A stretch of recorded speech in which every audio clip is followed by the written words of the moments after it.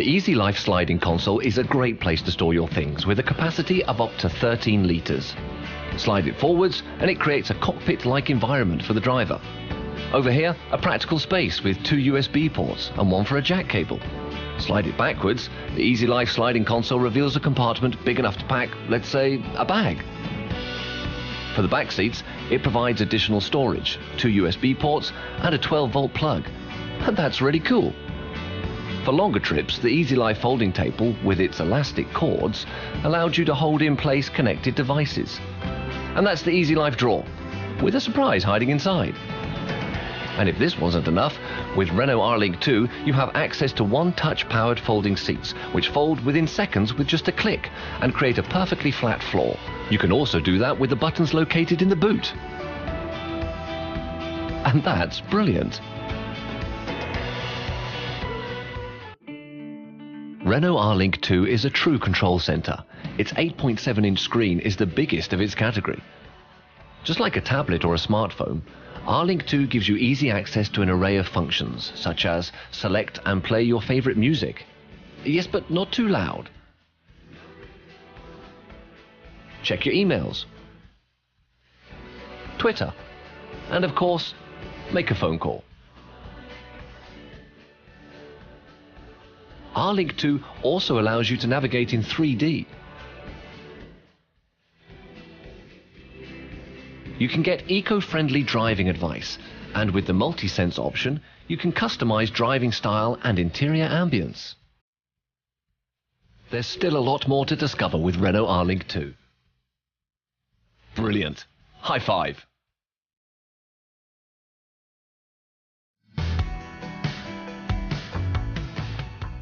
Je dis toujours, c'est un monospace pour les parents qui s'aiment encore. C'est une voiture attractive, mais à l'intérieur avec toutes les forces et notre connaissance et notre expérience de monospace, la praticité, la fonctionnalité, la modularité et même les technologies qui viennent du segment au-dessus.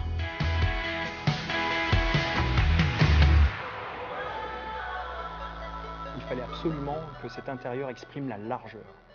Il fallait vraiment avoir un traitement dans l'horizontalité.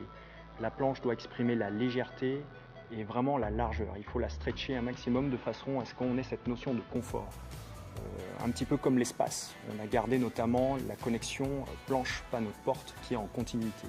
En intérieur, ce qu'on a essayé de faire, c'est d'accompagner le positionnement produit et design qui était de vouloir un véhicule plus dynamique et plus moderne. Donc pour moi, l'exercice a consisté à mélanger ces deux registres qui sont et des codes plus dynamiques, donc plus basés sur le contraste, des éléments statutaires, tout en conservant les codes génétiques d'un monospace qui sont des matières chaleureuses, la notion de confort, de vie à bord et d'habitabilité.